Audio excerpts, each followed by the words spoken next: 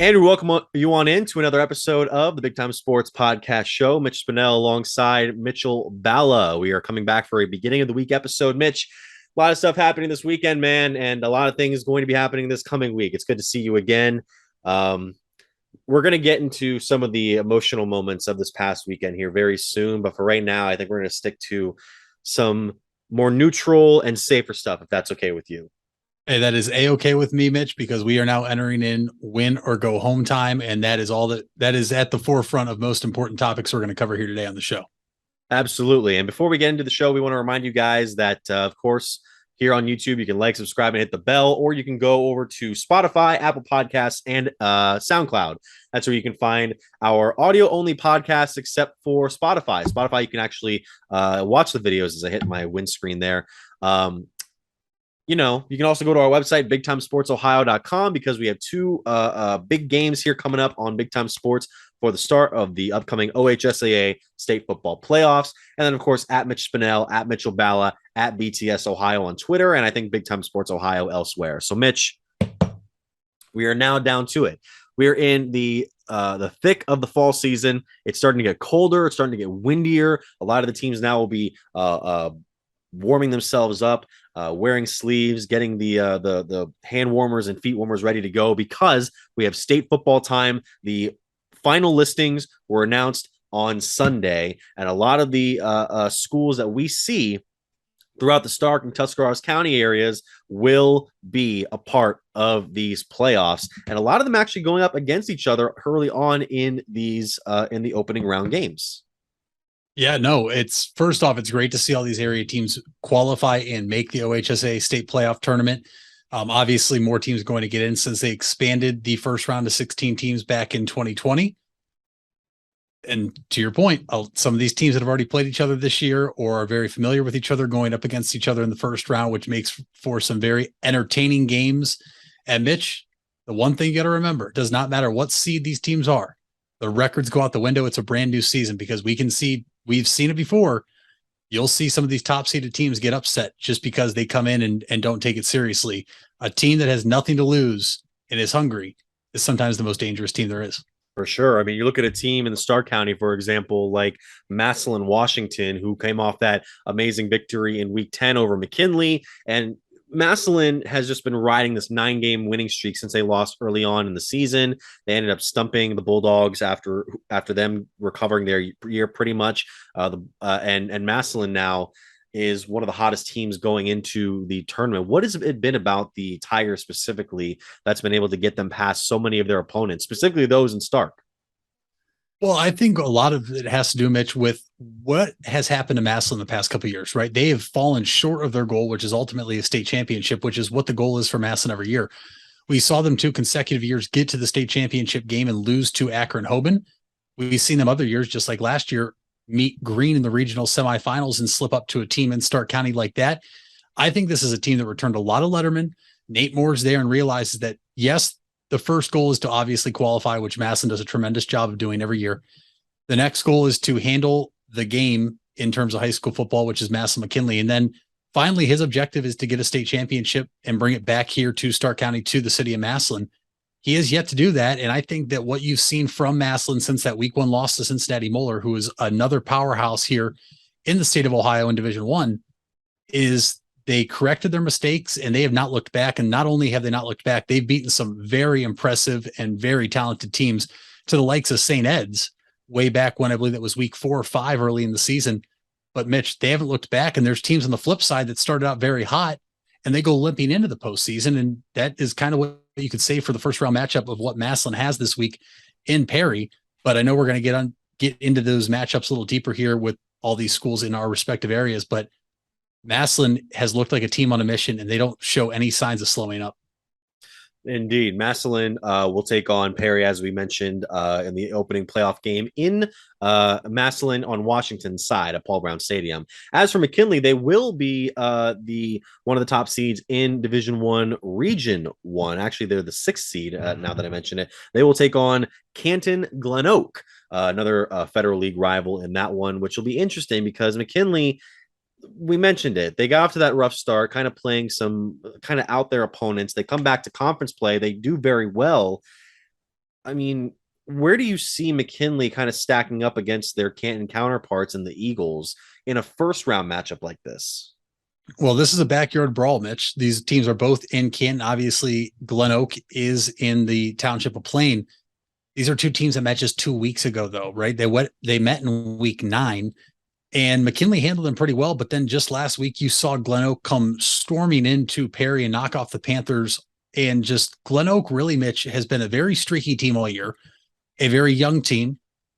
They have the speed and athleticism and size to give McKinley fits, but you have to remember in the back of the players' minds for Glen Oak, are they thinking, oh, we just played this team 2 weeks ago and look what they did to us? And on McKinley flip side, they have completely righted their season. I know they just ended the regular season with a loss, but this is a team that started 0-4, and there were so many question marks for the Bulldogs. There was question marks at the coaching position, the roster, who was playing what and where, and they have figured it out. Now, obviously, they went up and they lost to Massillon 23-13 in a pretty close game.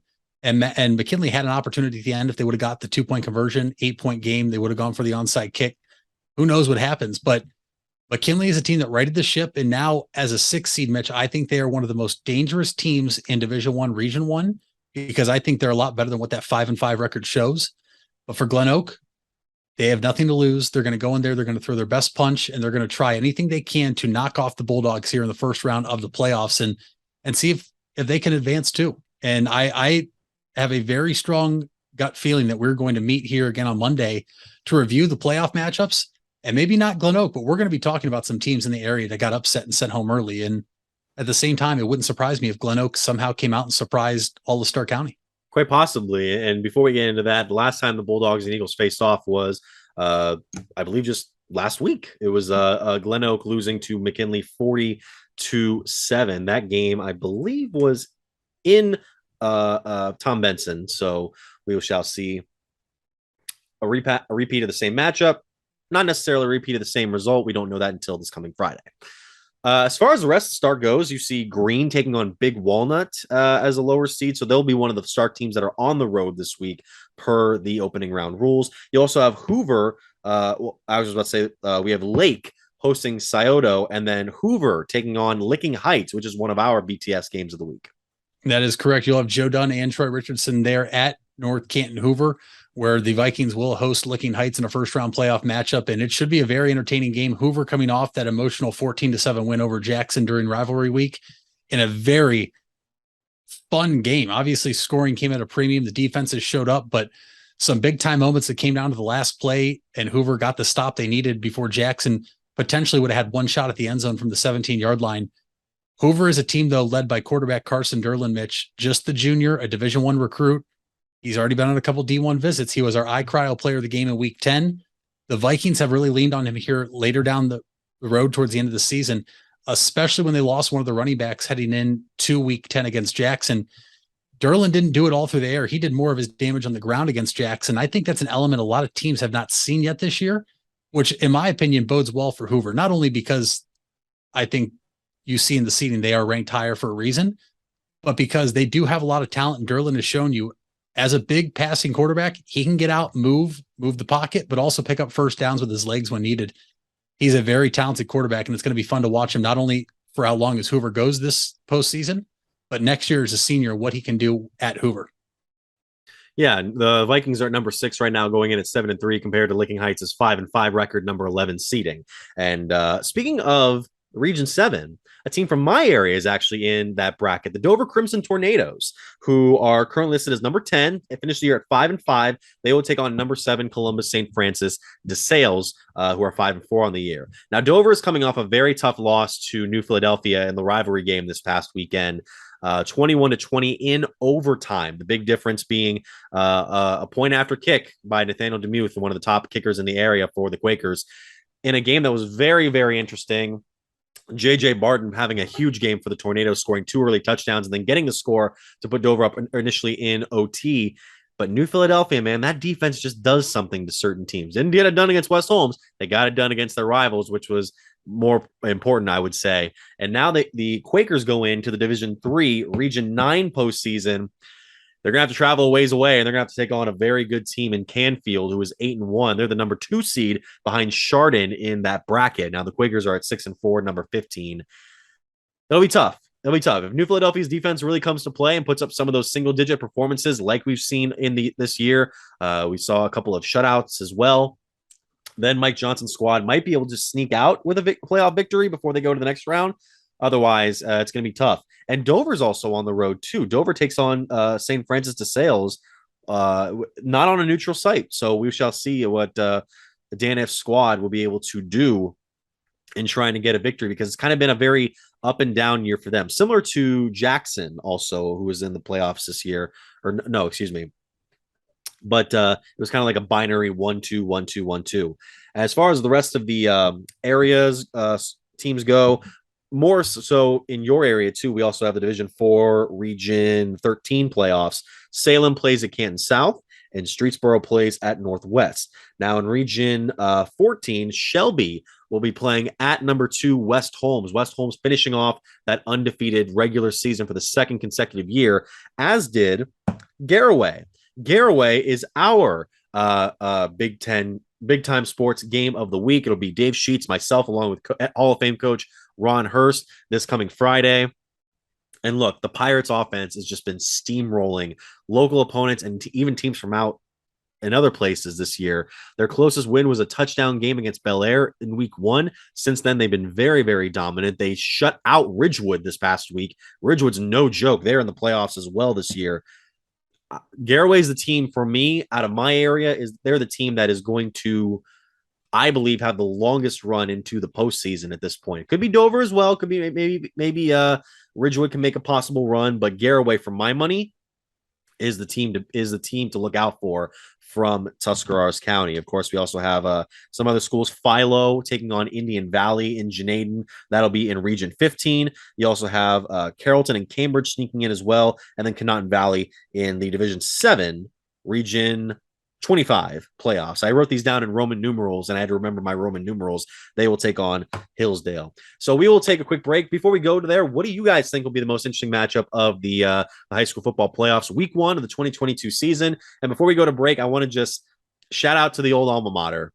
They're not in the playoffs this year.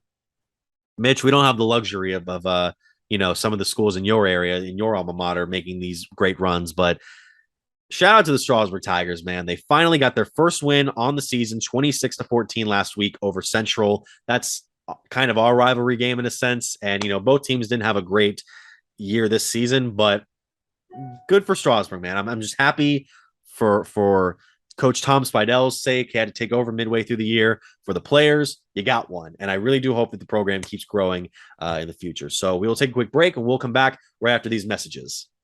When others treat your fries as an afterthought, all you're left with are cold, soggy fries. That's why Wendy's new fries are ones you won't forget, guaranteed to be hot and crispy, or we'll replace them. We're talking natural cut, skin-on fries, perfectly seasoned with a hint of sea salt. In fact, they're even preferred almost 2-to-1 over McDonald's. These are fries so hot and crispy, they beg a new question. What would you like with your fries? Try them today, only at Wendy's. At participating U.S. Wendy's, taste preference based on a national taste test by an independent research company. Buying a home has never been so affordable with record low interest rates. Hartzler's Quality Housing is ready to put over 40 years of experience to work for you. Family owned and operated since 1978, Hartzler's has a wide selection of model homes on site with a knowledgeable team to help make your new home a reality. Open 6 days a week. Visit them off I-77 in Dover or online at hartzlers.com. Hartzler's Quality Housing. Quality from start to finish. You deserve the best. And at Ferris Chevrolet, Buick, Cadillac, Toyota, that's what you get. We consider you, the customer, to be part of our family. Anybody can make promises, but when you visit Ferris, you get the Ferris deal from a Ferris wheel. So if you're looking for a car, truck, or van, think Ferris. You invest a lot in your home and vehicle purchases. Van Nostrand Young and Associates want you to feel secure should anything happen to those investments. We partnered with providers like Grange Insurance and other industry leaders to be sure you're presented with the most complete coverage to fit your needs. Because we're not only here to protect the items you invest in, We're here to protect your future as well. Call Van Nostrand Young Insurance in North Canton at 330-497-1867. We all have 206 things in common. Our bones keep us up and moving. And we at Cleveland Clinic Union Hospital care about every single one of them. From the tip of your finger to a brand new hip, our orthopedic experts will keep you going while keeping you safe. For every break and breakthrough, for every bone and joint, for every care in the world. Get the care you need when and where you need it. Visit unionhospital.org. And we come back to here on the Big Time Sports Podcast Show, Mitch Spinell and Mitchell Balla. So, Mitch, I actually went shopping the other day, or this morning rather. I got this hat here from Lids for $25. I got it on sale. You see that? Isn't that a nice hat? It is. I like it. Yeah, I like it. I like it too. I can't do this. I can't do this anymore, man. You're gonna be angrier than me, but Browns lost yesterday, 23-20 to the Baltimore Ravens. Look, I think we both picked Baltimore to beat Cleveland, if I'm not mistaken, but it's the same problems every week. It feels like at this point.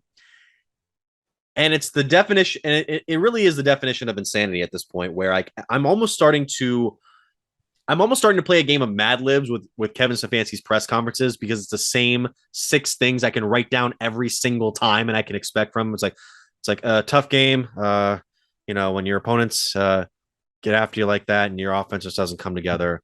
Well, we just got to get better. And, we'll come back next week. We're going to look at it. And, with that, I'll take any questions. It's the same thing. And I've commended Kevin Stefanski in the past for bringing an air of professionalism as the head coach. It obviously shows more when you're winning, but if a team's not doing great, then you can kind of respect that in a way. But it doesn't seem like any of the problems, not just one or two problems, any of the problems are being solved with the start that the Browns have had. They are still having some issues with the issues used to be with the defense for the first couple of weeks of the year. I would actually say the defense might have had one of their better games this year, yesterday in Baltimore. But if it's not blowing your coverages, if it's not not getting your tackles down, it's the penalties. It's the stupid penalties. And I know the one penalty came from via the offense that we're going to talk about, but it's the same stuff every week. That is the difference between you not winning these close games that you're into. The only loss that the Browns have had so far this year that's been kind of a blowout was against New England. That's just because the team gave up during the fourth quarter. The rest of them all been close. Even the wins have been close. And Mitch, I know you're going to need to get it all out, or you're going to explode. So I'm just going to give the rest of the time to you for a little bit.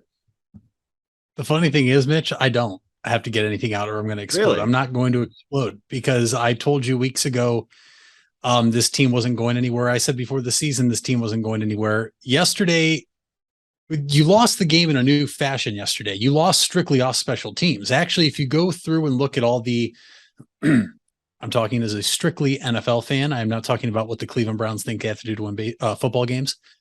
Analytics. If you go back, the Browns played a better game offensively and defensively than the Baltimore Ravens.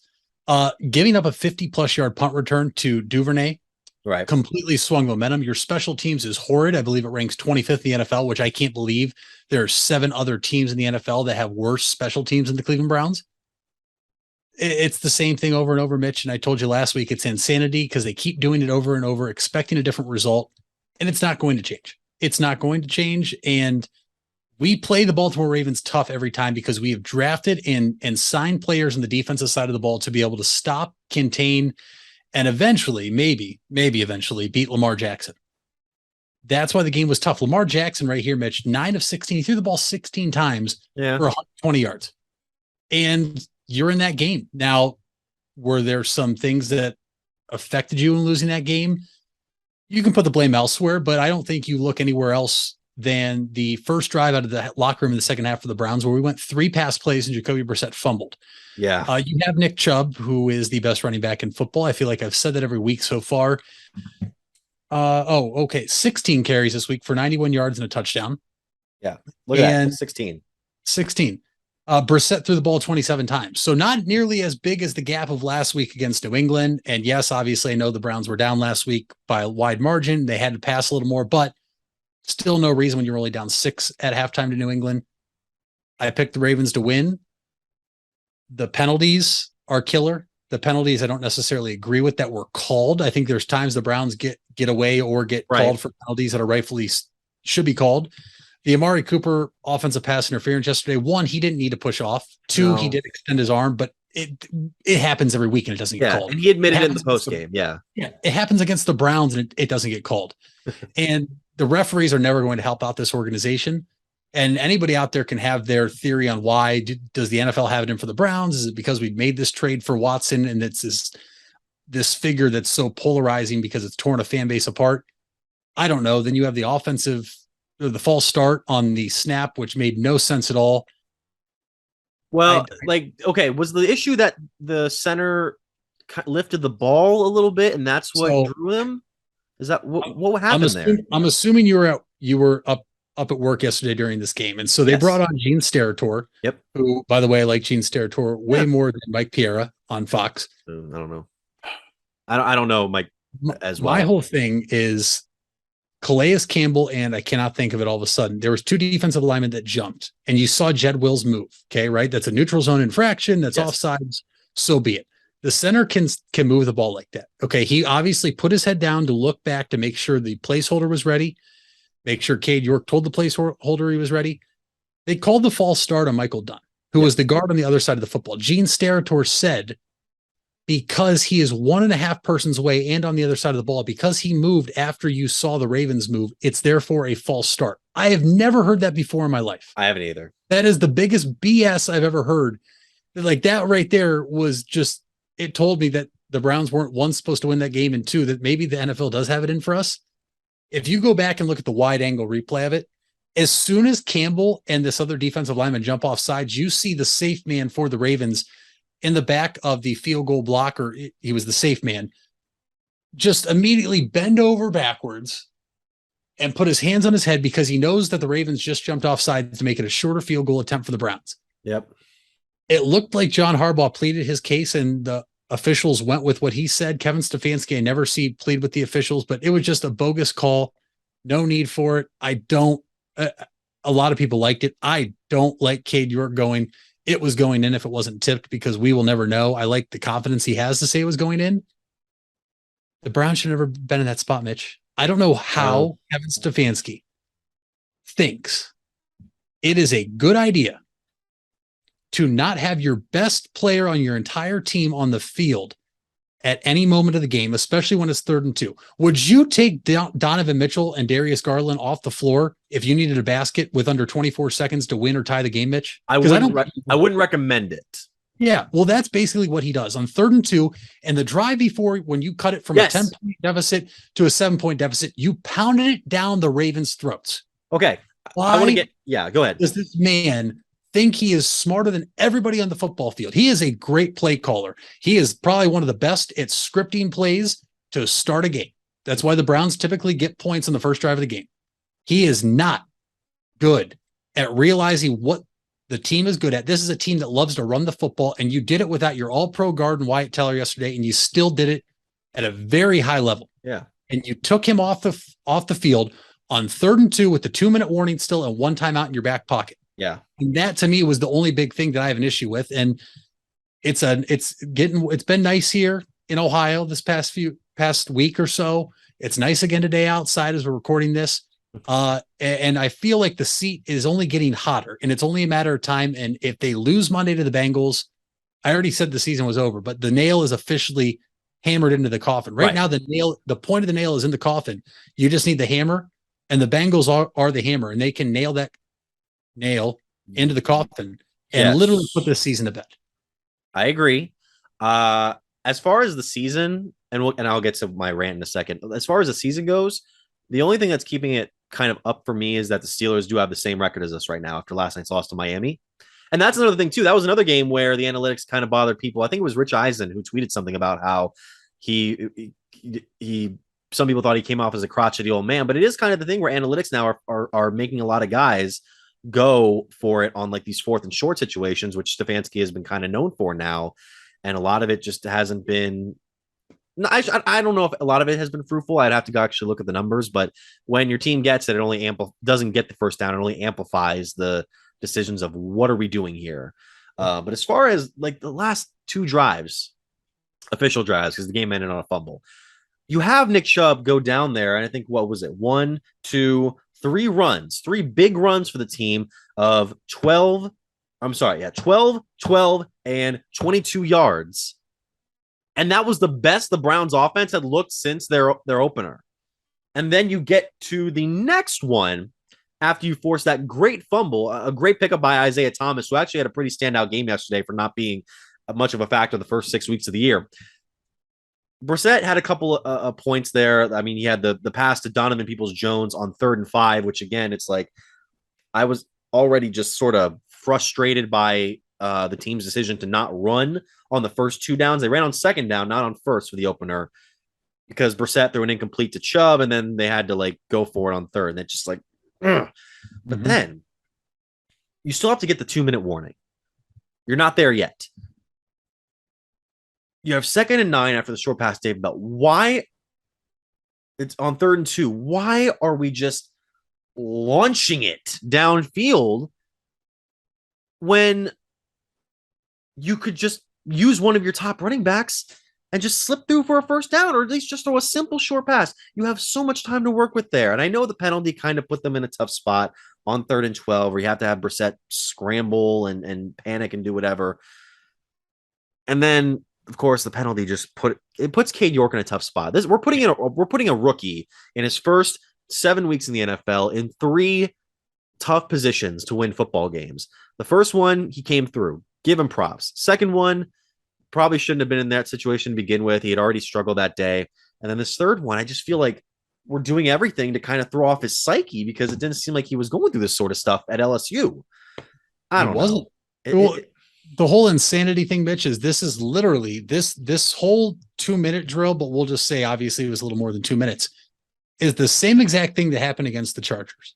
We threw deep when we had no business throwing deep, and then you automatically you handcuffed yourself to the play call that you had to have them because you didn't convert there, and you did it again here. Yeah. If the Ravens stopped Nick Chubb on 3rd and 2, let alone on 4th and 2, they earned it. You go down with your best player on the field at all times, and I don't understand it. And meanwhile, you have Kareem Hunt, and yes, I'm going to steal this from Jim Donovan, who I listened to this morning, who has wasted his career here now. 5 carries yesterday. Yep. 5 carries, and you tout yourself as, oh, we have the best running backs in the NFL. Well, obviously you don't think so, because Kareem Hunt had 5 carries for 4 yards and a touchdown. Yeah. I don't get it.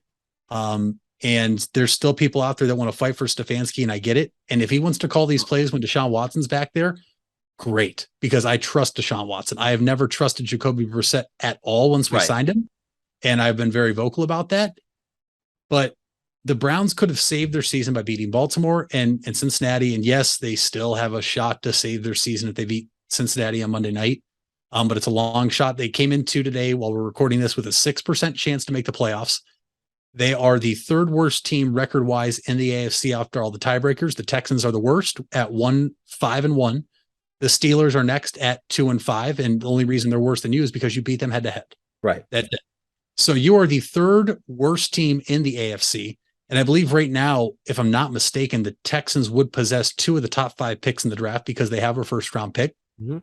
We're not supposed to be a bottom 5 team in the NFL to a point where you have a top 5 draft pick. Yeah, and I don't think we'll end up in the top 5, but it's kind of kind of giving them. It's not looking promising with your next few games. No, but I feel like once you get the Watson thing back, and that's where I kind of want to get at with. I think Donovan might have added this too, is that at this point you kind of are just kind of looking forward to the 6 games you're going to get with Watson. It's almost like a trial run for 2023. Mm-hmm. I think that Stefanski survives 2022. What I wonder is if he survives midway through 2023. If the Browns offense is still kind of sputtering and not making the right moves to spread out, to allow the offense to flow well against opposing defenses, if there aren't any offseason moves to possibly change up the personnel, whether he wants to hand the play calling reins to somebody else, or you get new defensive coaches, get new special teams coaches. I mean, I don't know how long Joe Woods and Mike Prefer have on the Browns. I'm still surprised Joe Woods is still employed, but the defense played better yesterday. I will give them that. They rushed Jackson a couple times. They had some good plays in the secondary. It was better than just some of the nonsense we've been seeing. That being said, I'm starting to be like you. I'm starting to think Kevin Stefanski's on the hot seat. I know you were already there long before me, but I don't know. I'm kind of in the middle, and I think that next year is definitely going to determine if Stefanski is the solution and not the problem. I think the 6 games with Deshaun Watson is going to determine it. Okay. And I say it this way. There was a coach we hired back in 2013, and I believe we were 4-3 after 7 weeks. It was Rob Chudzinski. And our roster was not good, Mitch. If you compared that roster to this roster, it was not even close. They fired him, though, because they said he lost the locker room in the last, 8 games of the season? Yeah. Mitch, I'm afraid he's already lost the locker room, because you got to go back and look at it like this. Yeah. These issues have been here now for 2 years. I'm only counting 2021. Well, it was Odell and Baker. The chemistry was off. So we got rid of Odell. Yeah, I saw your tweet, yeah. It was Baker. We got rid of Baker. And then, Jarvis was friends with Odell, so we got rid of Jarvis. There's only one common denominator left. And it could be Stefanski. It could be somebody else. It could be Myles Garrett for all we know. We're not in that locker room. Maybe it's Joel Bitonio. Yeah, I'm sure it's Joel Bitonio. But if this team does not win another game till Watson gets back, those last 6 games with Deshaun Watson, that's it. If they lose games the way they lost to the Chargers last year, that 47-42 game where the offense was really, really good, but the defense was the reason you lost, I think Stefanski's safe. But if you go in and you lose games with Deshaun Watson and your offensive guys are still healthy, like Nick Chubb in your offensive line, and you're not putting up way more points than what you're averaging right now, he's gone. He has to be gone. And everybody out there, who are you going to hire? Everyone wants to say Sean Payton right away. Sure, that's the first big name you know out there. People, do you know how many people or how many candidates will be chomping at the bit to coach Deshaun Watson with Nick Chubb as his running back, with Myles Garrett as your rusher on one side of the defensive line, with Denzel Ward, if he's still healthy? There will be, and we know Jimmy Haslam will open up the pocketbook. We know he will do it. He just did it for Deshaun Watson, for a guy who can't even play this year except for 6 games. They will pay somebody to come coach this team. And no coach has made it more than 3 years since Jimmy Haslam has bought this team. And this is Stefanski's 3rd year, and this is as bad as it's ever looked with Kevin Stefanski. And as of today, I'll be shocked if Kevin Stefanski is the head coach of 2023-24. I'll be stunned. Wow. I'll say it right now. I personally think he's done. Another bold prediction from Ball over there. We got 4 winnable games, I think, in the Watson trial run. That's what I'm going to call it. You got Houston, New Orleans, Washington, Pittsburgh. Mm-hmm. Now, granted, 3 of those are on the road. That's gonna be tough regardless. And then you got Cincinnati and the 2 games you're missing. The 2 games you're missing are 2 other home games against Baltimore and the Saints, which those are home games. You know your defense can play well against the Ravens. They've done it now. No. Cincinnati's on the road. I lied. I guess out of those 3, I should have mentioned the 4 winnable games, because Cincinnati next week is at home. Yep. But you do play Baltimore in late, or maybe it's November. It's December. December, yeah. So there really should be no excuse there, Mitch. If you have Watson back and even if he plays 50% of what he's capable of, knocking off Russ still, I still think a 50% Deshaun Watson is better than Jacoby Brissett. Yeah. Your defense should keep you in that game, because they've kept you in a game now three straight games, and you're 1-2. You had 4 interceptions off Lamar Jackson last year in Baltimore and still didn't win. And now you got the upgrade you want. You had the shiny new toy. If they lose that game in blowout fashion, that should be it right there. That should be your big red flag, because there should be no reason a team could come in here and game plan for a quarterback who has not played in almost over 2 years when you have the offense that you have and the running game that you have. But that's for another story. But the Browns, Mitch, is the Browns. He's thriving in Kansas City. I'm not going to give Juju Smith-Schuster that satisfaction. He's doing what he has to do, bandwagoning his way to an AFC championship. All right, so we'll take another break, come back, and get in some of the NBA, some positive Cleveland sports, Mitch, because these Cavaliers, man, right after this. You asked for it and we listened. Buckeye Career Center is now offering Certified Nail Technician as an adult education program. This 216-hour course begins in November and will run Tuesday through Thursday evenings from 5 to 9 p.m. Learn manicures, pedicures, infection control, salon operations, and more. Other part-time certification courses starting this fall include phlebotomy and welding. Call 330-339-2288 to register or visit BuckeyeCareerCenter.org for more information. If you're looking for a new or pre-owned car or truck, why not see the Parkway Auto Group? Parkway is a special group of automotive experts with 8 brands to satisfy your needs. Come see the difference at the Parkway Auto Group on Commercial Parkway in Dover. 8 brands and 1 family. It's Parkway Auto Group. The Furby Electric Supply Company has bright ideas for your home. Save money by converting to energy-efficient electrical products or add ambiance with beautiful lighting features. It begins with a professional consultation and a visit to the Furby Lighting Showroom. Then certified Furby contractors complete your project right and on time. Since 1934, 4 generations have built a reputation of quality and trust, and they offer emergency services too. Just visit Furby.com. That's F-U-R-B-A-Y. The Furby Electric Supply Company. It takes a lot of practice to have a winning team. Albin Title has over 100 years of combined experience handling real estate, title, and escrow transactions. They serve Tuscarawas, Stark, Carroll, Harrison counties, and more. So choose Albin Title for your next home refinance, sale, or purchase. They'll get it done quickly and professionally. Contact Albin Title at 330-334-5800 or visit their website albintitle.com. Let them put their experience to work for you. Where you matter. You matter. Everyone plays a part. We all have a role. Each of us can make a difference. You do matter, and the best way to have a positive impact is to pay it forward. With each of us helping one another to cope, feel better, and know that we belong. Pass on the positivity today. Tell someone else they matter too. Alt Care. Alt Care. Alt Care. Where you matter. Fall is in the air and part-time career enhancement courses at Buckeye Career Center are on the horizon. Registration is now open for Introduction to Beekeeping, Basic Small Engine Repair, and Sign Language. These part-time offerings run on Tuesday evenings and begin in November. Let Buckeye Career Center help you learn a new skill or advance your current skill set. Call 330-339-2288 for more information or to reserve your seat in one of these or our other part-time classes.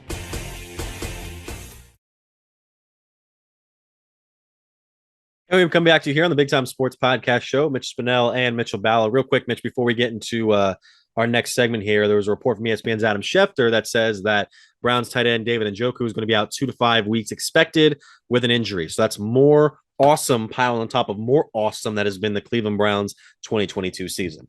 Let's get away from that, though. Let's get into basketball because we are officially into the basketball season now. And since our NBA preview episode and our last regular episode, the Cleveland Cavaliers have gotten in 3 basketball games to their regular season.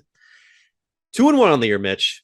The Cavaliers are 2-1 on the season, but right now, you would think with the sort of vibrance from the fandom right now that the team has been 3-0 and they've won their last 3 games by combined 90 points because there's something really nice brewing with this Cavalier team that honestly, for myself, might even elevate the expectations I had of a top 5 or 6 East seed.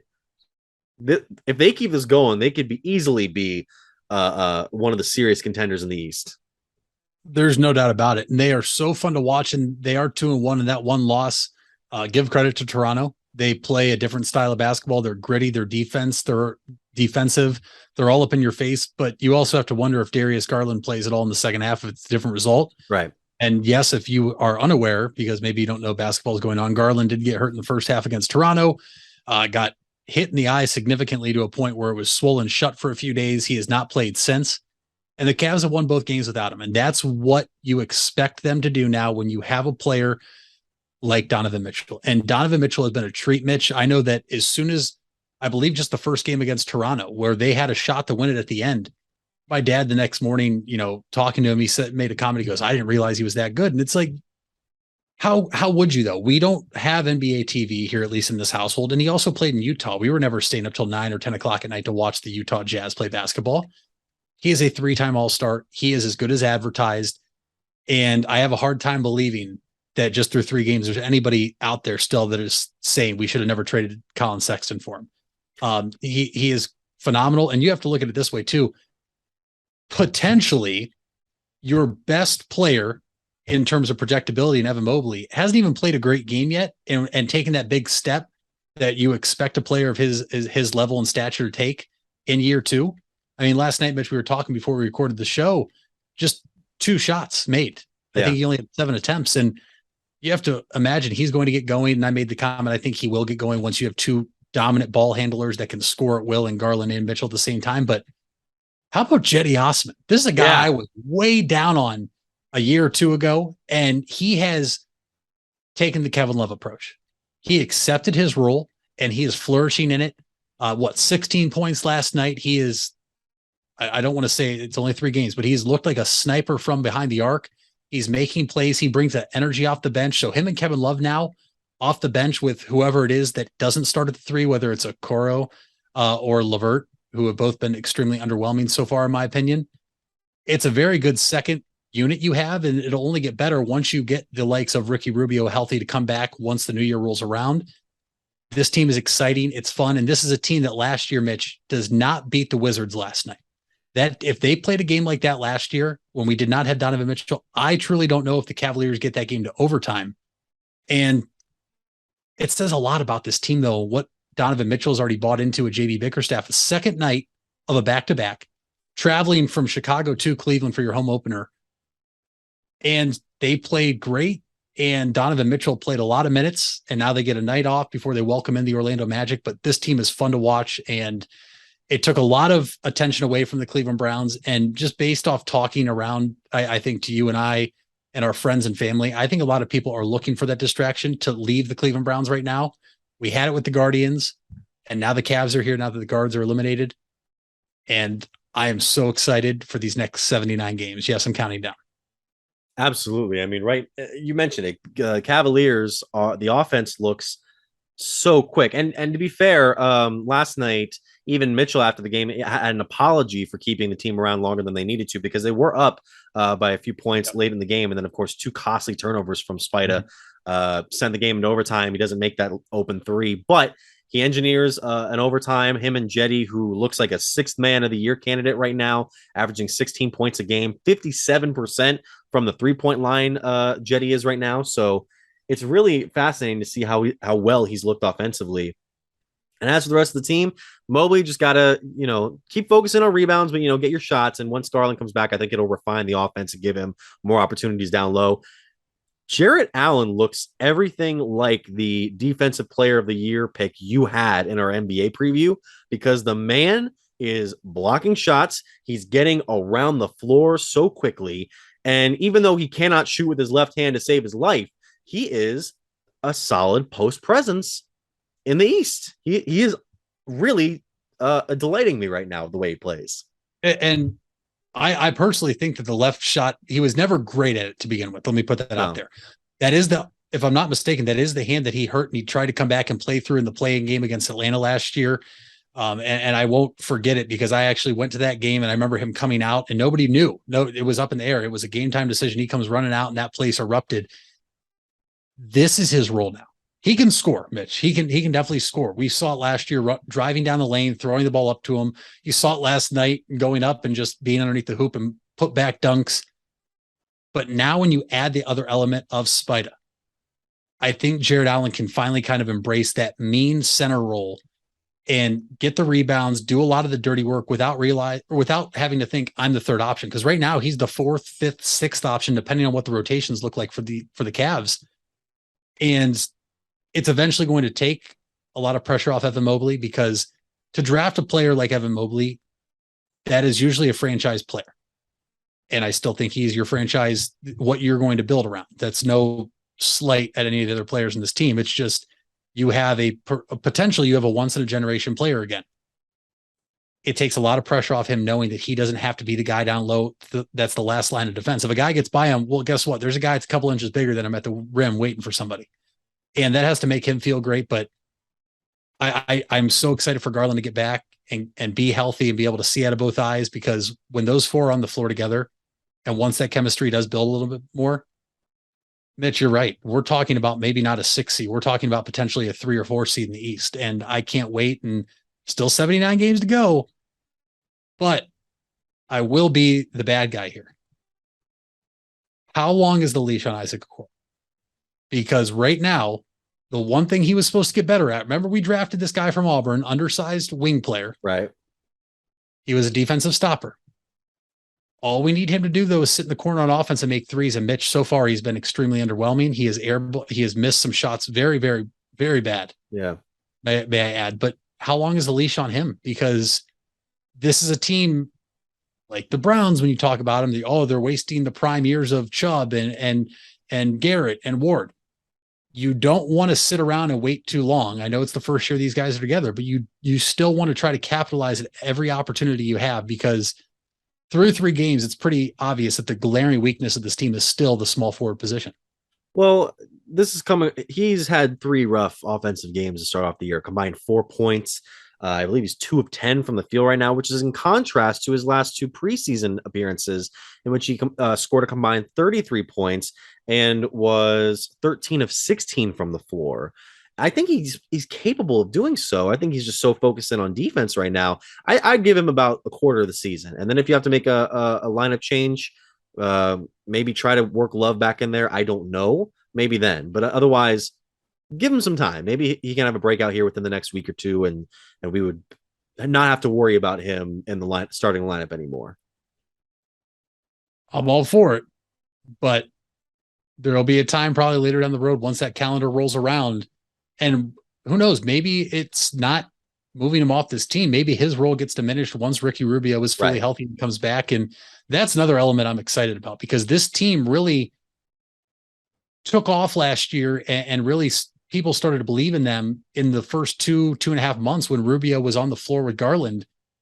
And now to get him back after he was one of the pieces you traded for Karis LeVert, I'm excited. Obviously, I'm not putting a lot of expectation on him coming off his second ACL tear, but you're going to have an actual backup point guard to come off that can control the floor, control what you want to do offensively and defensively. And I don't want to hope these 79 games go quick, because I want to get to the playoffs already, but I am excited just to kind of simulate up to a point where he comes back and see what this team really looks like once everyone's healthy. I'm excited to see the Cavs play Wednesday. I'll be at the field house to see them take on the Orlando Magic. And Paolo Banchero, the top pick from the last year's draft, is going to be in the starting lineup, assumedly. And that'll be a good one. Tickets are like $6 right now, as low as $6 right now, it says. So, if you can get them, snatch them up. We'll come back after this break. When we get back, we'll go into our final sport of the week, or this episode this week. We have 2 episodes this week. Stay tuned right after this. We all have 206 things in common. Our bones keep us up and moving. And we at Cleveland Clinic Union Hospital care about every single one of them. From the tip of your finger to a brand new hip, our orthopedic experts will keep you going while keeping you safe. For every break and breakthrough, for every bone and joint, for every care in the world. Get the care you need when and where you need it. Visit unionhospital.org. Hard work is something you're accustomed to. Van Nostrand Young understands that principle. Our access is achieved with organizations like Grange Insurance. Safety and prevention specialists utilize our VanCan assessments process to ensure that you and your colleagues are in the best hands. You want the safest environment for your business, and we can guide you there. Call Van Nostrand Young Insurance in North Canton at 330-497-1867. You deserve the best. And at Ferris Chevrolet, Buick, Cadillac, Toyota, that's what you get. We consider you, the customer, to be part of our family. Anybody can make promises, but when you visit Ferris, you get the Ferris deal from a Ferris wheel. So if you're looking for a car, truck, or van, think Ferris. Think If you're purchasing a new home, the team at Hartzler's Quality Housing is here to help. Take advantage of record low interest rates to make your new home a reality. Locally owned and operated since 1978, Hartzler's Quality Housing has the experience to guide you through the process. You'll find a wide selection of model homes on site to fit any budget. Open 6 days a week just off I-77. You can also visit them online at hartzlers.com. Hartzler's Quality Housing. Quality from start to finish. When others treat your fries as an afterthought, all you're left with are cold, soggy fries. That's why Wendy's new fries are ones you won't forget, guaranteed to be hot and crispy, or we'll replace them. We're talking natural cut, skin-on fries, perfectly seasoned with a hint of sea salt. In fact, they're even preferred almost 2-to-1 over McDonald's. These are fries so hot and crispy, they beg a new question. What would you like with your fries? Try them today, only at Wendy's. At participating U.S. Wendy's, taste preference based on a national taste test by an independent research company. And we're back here on the Big Time Sports Podcast Show. Mitch Pinnell and Mitchell Bala. I've lost my cell phone. I'll figure out where it is eventually. Mitch, we wanted to go into our last segment, kind of covering the stuff we didn't get to cover in the first three. I mean, I don't want to spend too long on college football, if that's okay with you, because the only thing that happened for us this week is that Ohio State proved how terrible Iowa's offense is. In that huge blowout victory. I was a little nervous after the first half because Ohio State only put up 26. And then once I got up to 40, I'm like, this game's over. Now they got a tough game, though, going up against Penn State on Halloween weekend. So we'll see how they do there. Some upsets, though, this week. Ole Miss lost to LSU and UCLA lost as well. So those two top 10 teams that get bounced from there. Of course, you got your Georgia's winning. Tennessee's winning. Tennessee's number 3, man. It's like good for those people in Knoxville. Now it's not good. Well, come December when we might see them in the playoff, but for now, good to see them back in serious contention for once. Otherwise, kind of another boring week. Syracuse should have beat Clemson. That's my big thing. Syracuse should have won, and I hate that they didn't. How does it's all, I don't want to say lucky because that term has really upset me over the past couple of weeks with a certain professional team and their excuses when it comes to games. But it's truly like Dabo Swinney has this button he presses in some games and Clemson just somehow pulls games out of their butt. And I mean, you bench your highly 5-star quarterback at the time in DJ Uiagalelei and you put in a true freshman and he wills you back to beat Syracuse. And it's like Clemson's getting lucky, Mitch, because obviously they have to execute some plays and make some plays down the stretch. And Clemson did that this past weekend to beat Syracuse. But man, oh man, I firmly believe if this Clemson team was in the Big Ten or in the SEC, you're not even considering them for the college football playoff. And I don't know if they'd even be in the top 3 or 4 in the SEC or the top 1 or 2 in the Big Ten. Yeah, I gave Will Shipley most of the credit for that one. 172 rushing yards, 2 touchdowns, one of the 50-yarder to give them the lead and keep it there. As far as the standings go in the playoff, or as of now, and I'm looking at this as we speak, and I just clicked on standings instead of rankings, which is annoying. You got Georgia, Ohio State, Tennessee, and then Michigan. Michigan is starting to worry me. The way they beat Penn State 41-17. And we're going to have to play Penn State, obviously, this coming week. So that gives me a little more confidence in that game. But when it comes to Michigan, I'm like, oh, boy. And then just you get Clemson and Alabama right behind them there. Again, I'm not counting Alabama out at this point because if they run up the schedule and get to the SEC title game and do something, they're back in it automatically. They've always had that benefit. Not to say that like Alabama's always had the benefit of the playoff. I'm not trying to say that because I don't know. But especially when we get into this expanded playoff here pretty soon, Alabama's never going to have to worry about missing the playoff, it feels like, unless they lose like 4 games to get to like drop out of the, what would be 16 at that point, or not 16, 12. Yeah. Like, I just feel with the strength of their conference, with the way that they play, and then the talent they can get in recruiting, you could lose 3 games in a season if you're Alabama. And you could, I don't know about that, maybe 2 maximum. And then you could still get in with relative ease. It's not like you would be like the last one in. I don't know.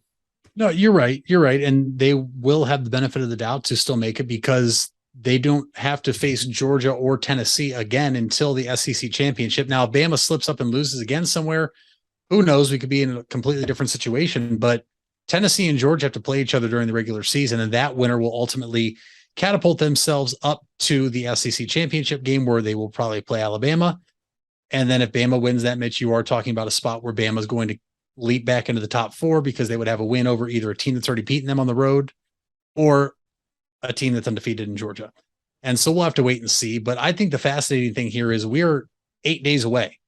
Tuesday, November 1st is the first college football playoff ranking show. And so everybody that does get bent out of shape, and I'm one of them with the AP poll, this could look completely different. We could be talking about maybe Tennessee's ranked number 1, maybe Ohio State's number 1, maybe Alabama is number 6 or 7. We don't know. Am I going to be shocked if Bama's 4? No. Like if the poll comes out next week, Mitch, would I be shocked if it's 3 SEC teams in Ohio State? No, I wouldn't, because we know there's SEC bias. But heading into next week, we have one more slate of games, and really this is Ohio State's first big test this upcoming weekend, where they'll go to Happy Valley and play Penn State at noon. It will not be a night game. What would your top 4 look like for the college football playoff? It doesn't really seem like it's very different from the AP. Like it would be Georgia number 1, Ohio State 2. And then, I could see some Michigan people making a case that they should be 3 over Tennessee, but Tennessee's gotten the more impressive victories and had a big blowout win last week. I can't see Alabama ranked lower than 6th because right behind them is Oregon, who picked up, right behind them is number 7 TCU, who is one of the last undefeateds. They're 7-0. They've beaten 4 consecutive ranked opponents in Oklahoma, Kansas, Oklahoma State, and I just clicked on the last one here and I missed it. Kansas State, who beat Oklahoma. So those are 4 quality victories in the Big 12. Problem is, you're playing in the Big 12 compared to the other ones. You could beat, and that's the thing. You don't have any other ranked opponents after this week.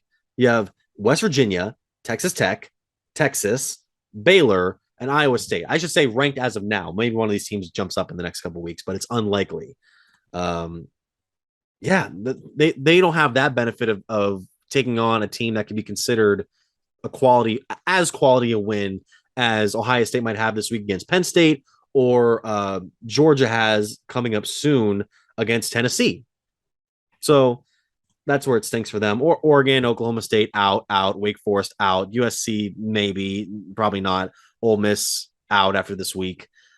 But yeah, it's just going to be the same 5 or 6 teams, I think, listed. I'd put Alabama over Clemson right now. I put Clemson at 6, number 5 Alabama, number 4 Michigan, Tennessee, Ohio State, Georgia. That's where I would put them. 100%. And TCU is the 6th undefeated team inside the top 25 here heading into week 8 or 9. 9. And listen, if they do run the table and they finish undefeated, you have to look at it this way. Ohio State, Michigan is going to have 1 loss because they play each other. If Bama goes to the SEC championship game and loses, you would have to take TCU and catapult them over Bama no matter what, because we saw it last year with Cincinnati. They will reward a team going undefeated now over a 2-loss team that doesn't win a conference title. And so maybe TCU is that team that makes the first appearance in their school's history in the college football playoff. But we don't know. There's so much more football left to be played. It's interesting. I can't wait to see what happens, but Ohio State has to handle business this week, Mitch, because there's only 2 games that really worry me. I call me a homer. I firmly believe they are the top 1 or 2 team in the country. I don't see them losing, but this is their first true road test. They've only played 1 road game so far, and it was at Michigan State. They handled business there. Can they go to a place where they've had their season ruined before and had some nightmares? Granted, it's usually always a night game.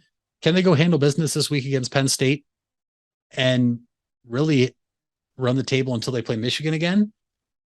I'm not worried about Michigan like you are, just because it's in Columbus. And I do think that Ohio State kind of sleptwalk in there last year, and give Michigan credit. They played their best game all year. Yeah.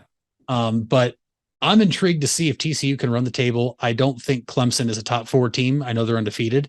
I would be floored. Like, I would fall off this chair to the floor if they are one of the top 4 teams next week when the rankings come out, assuming all the teams ahead of them stay undefeated. They won't be. But that is when we can start getting into the debate, because that is what matters. The AP poll matters a little bit because they use that in determining where these teams should be.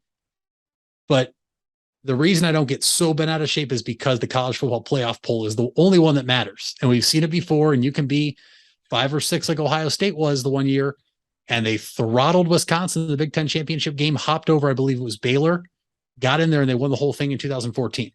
So we'll have to wait and see. But we're coming down the stretch here where we're really starting to figure out who the real teams are versus the pretenders. But Mitch, I know it was an ugly loss in week 1, but Oregon has completely just changed their season around, and they got a big time win over UCLA this past weekend in Eugene, Oregon, in which they stopped Chip Kelly's undefeated UCLA team, and they got a massive win. They jump up a spot in the poll to number 8 now. Part of me thinks that there's a chance if they run the table and some of these other teams ahead of them lose, like we were just talking about for TCU's sake, could we see them? If Georgia keeps it up and goes undefeated, would they even put Oregon in there at number 4 because they don't want to see that rematch again? But Oregon is a team that has completely changed the narrative of their season and their team, and they look dangerous now. Is it because they're in the Pac-12 and they're playing, maybe you say inferior opponents? Possibly.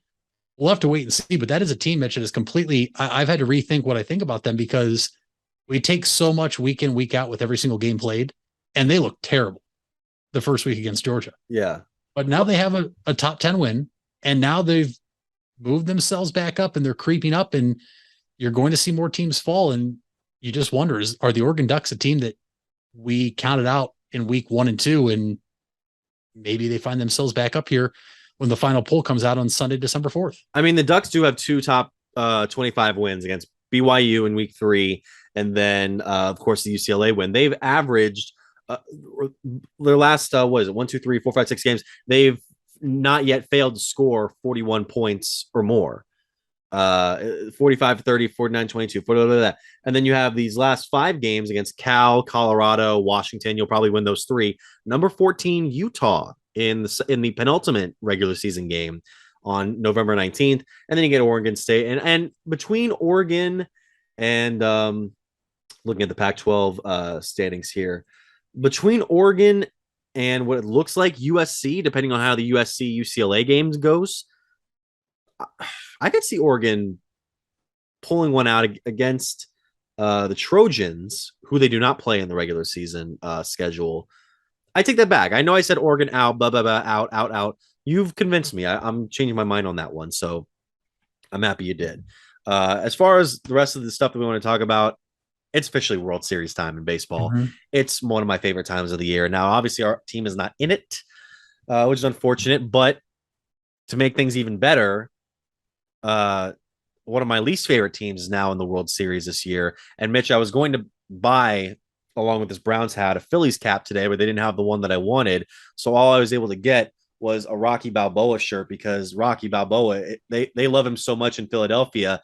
They literally have a statue out there for him. Right out, it was outside the Spectrum. I think it's outside the new arena now. But yeah, I'm all Phillies this series, man. I cannot take this Astros team anymore. I get that they embarrassed the Yankees out of the playoffs, but I can't do this anymore. This is 4 out of the last 6 pennants have gone onto a team that I even before, I've said it before any of the cheating stuff came out, I just didn't like this team at all. I didn't like anything about them. I didn't like this franchise. It just sort of tanked it for years on end. I know that's sort of like the natural way to win a championship, and people should commend them for it. But me, I was just like, no. And part of that was because at the time there were some teams that I wanted to see win the World Series that the Astros ended up taking on. I wanted to see Washington win. I wanted to see Atlanta win. And that's a big thing too. Every single Astros defeat in the playoffs since 2017, Mitch, I don't know if you know this, has been at the hands of an East team, American League or National League. Yep, I sure did. And that's my fact of the day. Yeah. maybe that's a good thing. I mean, you're talking about the best team in the American League all year from start to finish. Now, the Yankees were incredibly hot to start the year, going up against the hottest team in baseball, the Philadelphia Phillies. And that goes back to the whole point is you just got to get in. Just get into the playoffs and see what happens. And Bryce Harper, as they said on the call yesterday, with the swing of his life, sending the Phillies to the World Series. Yeah. The Phillies are fun. They really are. They're fun to watch. They hit home runs. They play the game hard. They play with a lot of emotion. I don't know how many bat flips and how many bat spikes we saw in the playoff run so far from them against the Cardinals. trying to then the Braves and now the Padres, but you have the hottest team against the second best team probably in baseball all year and the best team for the American League in the Astros. I'm pulling for the Phillies. I can't root for the Astros at all. No. It was so sweet to see them sweep the New York Yankees, though. It was nice to see the tickets yesterday for Game 4 of the ALCS as low as $17 to watch Aaron Judge's last game as a New York Yankee, and it was awesome to see that happen in the Bronx, where the Yankee fans, they were chanting, they wanted Houston, they got Houston, and they were not ready for it. And we're just a best of 7 series away before all of a sudden we head into the offseason where it's going to be a frenzy for multiple teams in terms of head coaches, in terms of players. But first, we got to crown a winner, and I am pulling for the Philadelphia Phillies. Yeah, me too. And look, it's the fact that they waited until Game 4 to get the bats going, and then an error, of course, just sells it off completely. And this that's an organization that just needs something changed. You can't change the players. You keep buying all the best players, or at least the most highest valued players. Is it managing? Is it the front? It has to be. It's either managing or it's the front office. And you can't fire. You can fire the front office. You can't fire ownership. You can fire the front office. But Brian Cashman has been there a long time. They're not. The Steinbrenners are not getting rid of him. Boone might be on his way out. I think this might have been the last straw in terms of disappointing playoff opportunities. You barely beat the Guardians, and the Guardians I think would have put up a better fight against Houston, even if they had gotten swept. Totally agree. I don't know if they would have gotten swept. I told you that had we won, I don't know if I could have taken them. Now I probably would have sat here and told you, oh yeah, the Guardians are going to beat the Astros somehow. But in reality, the Astros have been the best team. I think the Guardians could have put up a fight and probably won 1, maybe 2 games, depending on how the rotation would have stacked up. But the way the Yankees lost that series, I think it'll be interesting to see what they do at the head coaching position, because I wouldn't be shocked if Aaron Boone's out of there. But the Phillies, this is a team that fired Joe Girardi at the start of the season. Yeah. After the season started. Now you have an interim coach that I don't know how you let him walk away. Yeah, Rob Thompson has done one heck of a job as the manager this year. And Girardi got off to a tough start. A lot of it was the scheduling at the beginning of the year. You look back and they played some tough setups at the beginning. But credit to him and credit to this Phillies team that has just come together to bring us some great stuff. Bryce Harper is worth the contract that they gave him. It seemed like such a funny twist of fate how the Nationals went on to win the title their first year without him, but now he's kind of made up for it, and he's healthy. He's swinging the bat well. That could be a career-defining moment yesterday where he hits that go-ahead home run to come back against San Diego. And man, I mean, it's not even really that I'm like, it's not with because I got annoyed with the Phillies around like 2009 when it was that team with Roy Halladay and Cliff Lee and all them getting back to the World Series, and then getting to the first year the Giants won. I wanted the Giants to unseat them as the NL champs, and then they did. And the Phillies just kind of had this decade of meh in terms of the roster, and now they seem to they've gotten something back on track, and it's been very fun to watch them so far. They have been a very fun team to watch. Going to be hard to beat a team though that hasn't lost in the postseason yet. I don't know if this. I'm trying to look up. I should have looked up before the show if any team has just swept through the playoffs before. Has any team ever just swept the MLB postseason? Because the Astros. What's that? I said, if I'm not mistaken, I think in 2007 the Rockies swept their way to the World Series, right. But then got swept. They mentioned on the game last night, the Rockies swept the first 2 series, got swept, and then the 2014 Royals got to the World Series and lost in 7 games to the Giants. So one of that was one of the World Series where like everybody went into it like, oh, this series sucks. Yep. These teams again, or not even again, I guess, because Kansas City was first time there in a while. San Francisco's third appearance in 5 years, and then it turned out to be one of the best series ever.